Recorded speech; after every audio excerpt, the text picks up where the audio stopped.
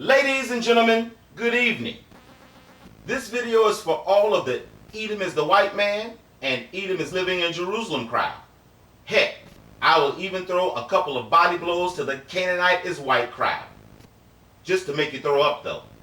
I'm not trying to knock you out yet. May I ask you a question, gentle nemesis? If someone was to ask you what two seeds of people have the most to gripe about Israel, who would you pick? I can't hear your answer because I'm over here and you're over there. But hopefully we have mind melded enough to come to the same answer. Okay, we will all say it together on three. 1, 2, 3. Ishmael and Esau. All right, we have mind melded.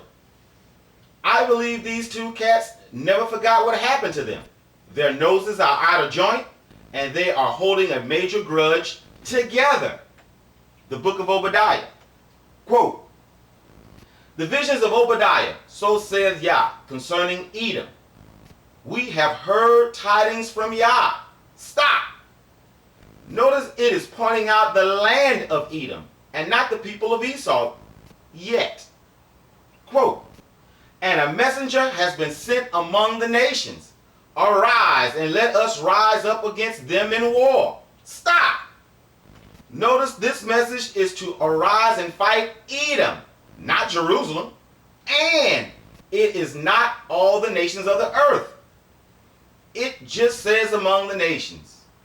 This means this is a separate war from Armageddon. Let's keep going. Quote, behold, I have made you small among the nations. You are very despised. Stop. I know most of you want to say the word small points to the few in number the Israelis are to the rest of the world. Right? Wrong. In context, it is denoting the status of Edom and not the number of people. How do I know? Because right after the word nations is a semicolon. And we all know what it's after the and we all know what is after it is describing what was before it. Thus, small and despised are synonymous. Besides, Yah didn't make them anything. But let's keep going. Quote, the wickedness of your heart enticed you, who dwell in the clefts of the rock, who says to himself, who will bring me down to earth? Stop. If I told you I dwell in Atlanta, where do I live? Atlanta. Yah is telling us where they live today, not where they dwelt in the past. Likewise, the word says is a verb third person present, which means Esau lives where it says and is saying these things today. This part is prophecy, people. Not something that has already happened. But let's keep going. Quote, if you go up high like an eagle, and if you place your nest among the stars, from there I will bring you down, says Yah. Stop. Again, thus far, this is speaking of a future event. I must admit though, I am truly puzzled by the words if. When has Yah ever gave his opponent an option? This is just my personal interjection, but it's as if Yah is only telling them there is no place you can go, rather than them actually doing the deed itself. But either way, this absolutely destroys the Esau is the Israeli doctrine. Why? Because those living in Jerusalem have their own different and distinct prophecies that are totally different than what we are reading now. But that is for the next video. Don't worry, sister. Yeah, you know, don't worry, sister. I haven't forgotten about you. The beginning of your doctrine destruction is a little later in this video. But let's stay on point. Let's keep going. Quote, how Esau was searched out, how his hidden things were revealed. Stop! Notice how we have switched to the people and not the land of Edom. Notice Esau's identity was a secret and not the main topic of every Hebrew Israelite camp, History Channel expose, and everyone's YouTube channel. But let's keep going. Quote, until the borders, all your allies escorted you.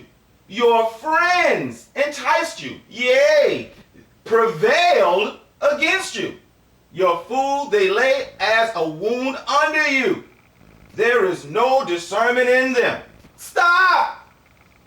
Will everybody, somebody, anybody tell me who the Israeli allies are that are obviously close to Edom's borders? This prophecy says Edom has friends. Obviously, they ate from his table. The reference to the food. Only turn on him. The old double secret double cross. But here's where I back my earlier statements of the land and people talked about are different. Let's keep going. Quote, shall I not say in that day, and we know that's future, says Yah, destroy wise men from Edom, the land, and discernment from the mountain of Esau, the people. Stop! Notice it says in that day. That can only mean in that day, the future. As you can see in here, this is proof positive the seed of Esau is living in the land of Edom, the cities and the area now. Let's keep going. Quote, and your mighty men shall be dismayed, O dwellers of the southlands, in order that every man be cut off from the mountain of Esau by slaughter. Stop! This is proof Esau has his own mighty men, the Gibber army. We know this is not talking about witchcraft or the sort because the wise men were talked about earlier. Notice where they are pinpointed again to be living. The Southlands. Look at a map and where the kingdom of Edom lies. Is it not to the south of the southern tip of Jerusalem?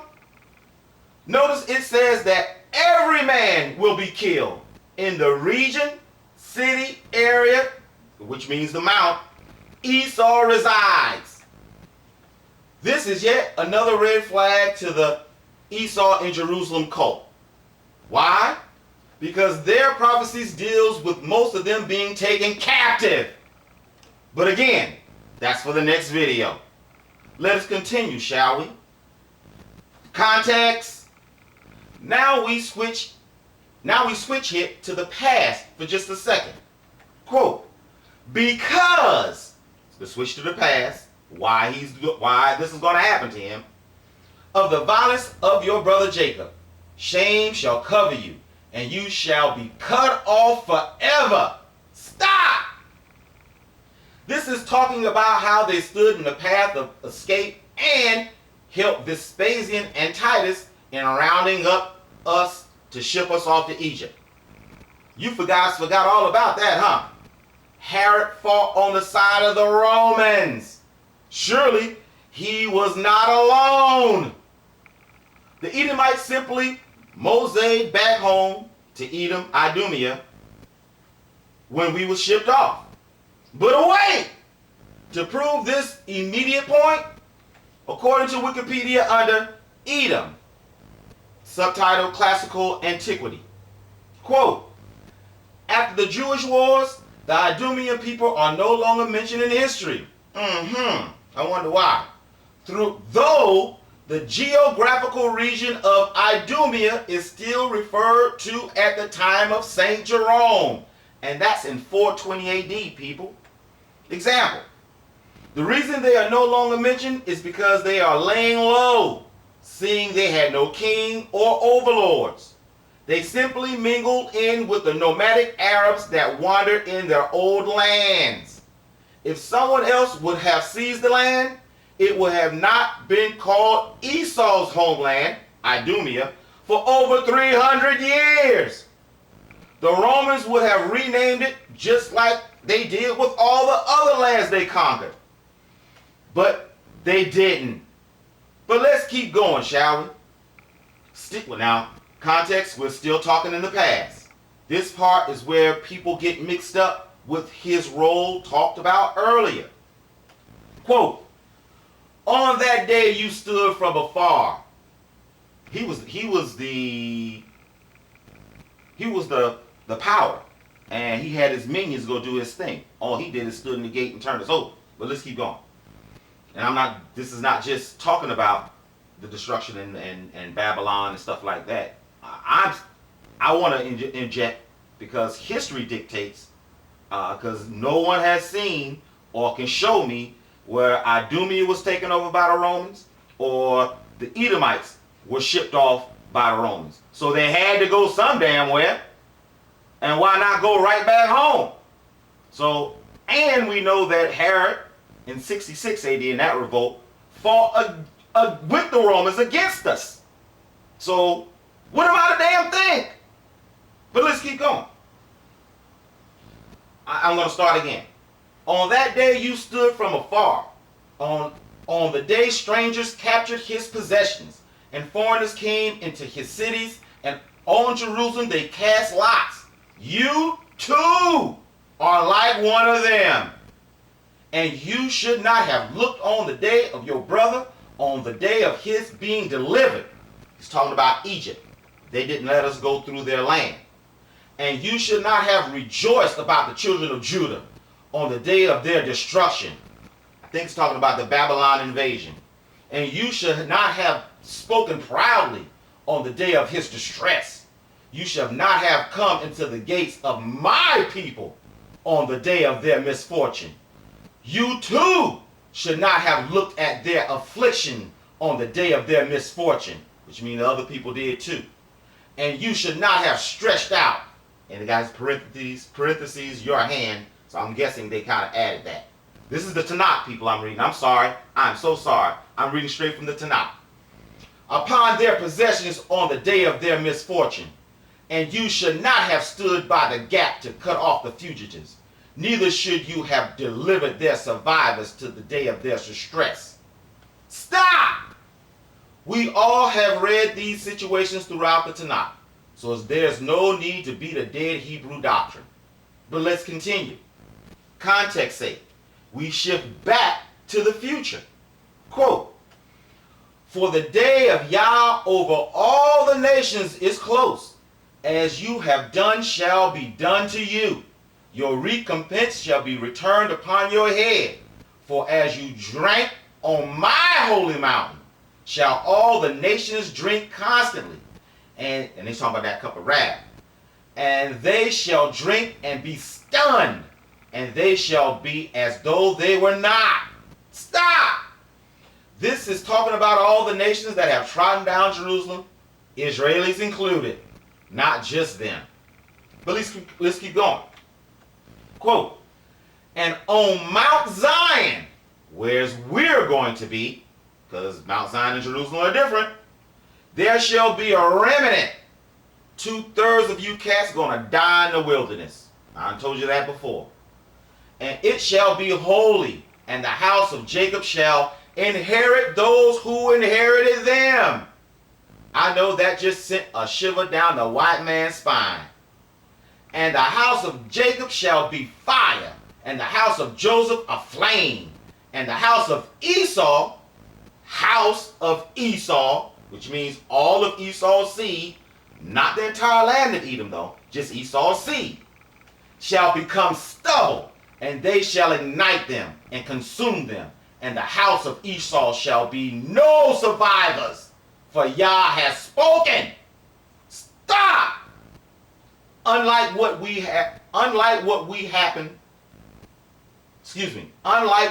happen to those who are living in Jerusalem. This is not talking about those who living in Jerusalem. They got something totally different. But let's keep going. Quote, and the southland shall inherit the mountain of Esau, and the Philistines, and they shall inherit the fields of Ephraim, and the fields of Samaria, and Benjamin, Gilead. Stop! Yah's telling us our portion of land and peoples we will lay hands on and inherit. Notice, no mention of Jerusalem yet. But let's keep going. Quote, and this exiled host of the children of Israel, 10 tribes, who are with the Canaanites as far as Zaphareth, and the exiles of Jerusalem, which is in Sephardic. It's talking about, actually it's Tyre and, what's that one down in Tyre? It's the city right under Tyre in the Phoenicia. You guys know what I'm talking about. Shall inherit the cities of the southlands. That's the southern part of our kingdom. New kingdom. And survivors shall ascend Mount Zion to judge the mountain of Esau, those of the other nations living in Esau's land. And Yah shall have the kingdom. Example. I got a question for the sister who was waiting for me to put my foot in my mouth. When someone says, as far as, what do you perceive it means? To me, it tells me the furthest distance to be concerned about when dealing with the subject. Example, another question. Did you notice the exiled Israelites were still mixed with the Canaanites today? Did you notice where the Canaanites are located? In Phoenicia, not with the Gentiles. Before you start to say the people that are living there now are white people, let me give you an extremely short history lesson. First, please remember, the Arabs were selling African slaves throughout the Middle East before we even left Jerusalem. There are 3 different people living in the Middle East today. The rulers, Ottoman Turks, light skin. The worker bees, Arab, dark skin. And the original or old slave population, the blacks. There is a Confederate effort to keep the blacks out of the public eye when looking at your television. Any soldier that has spent one day in the Middle East will tell you if you go back into the desert, black people live like nomads in tents. Unbeknown to most, Muslims treat the blacks like complete dogs in the Middle East. Just Google Egypt or Arab racism towards Africans and see and hear the horror stories that are happening to this very day going unchecked. So yes, I can see where Canaanites and Hebrews were still mixed together and being oppressed in the land of Phoenicia today with no problem. It didn't say all of those living in Phoenicia were Canaanites. It only said the exiles were still mixed up with them. But wait! Isn't Phoenicia just a walk away, 2 days journey actually, from where the Bible actually told us the remaining Canaanites went that were not killed off by Joshua? The Golan Heights? That's where they went. But Phoenicia is just a 2 days journey walk away. So why don't you believe in the doggone Tanakh when it tells you this is where they went? Why they gotta turn white and go all over and be white people and this, that, and the other? Why we just can't listen to the Tanakh? But let's keep going. They didn't turn white or go in or into Rome or Europe or not at all. They are just where the Bible said they were. Just above Jerusalem. In the next video, I will give you history, geographical, and financial evidence to my theory. Yah's will, after that, I will break my spiritual foot off in the Esau is the Israeli doctrine, and then dash the doctrine of the Canaanites being whites head upon the rocks. This is Baptize the Scribe, and I pray Yah approves this message. Tetragrammaton Lion, out.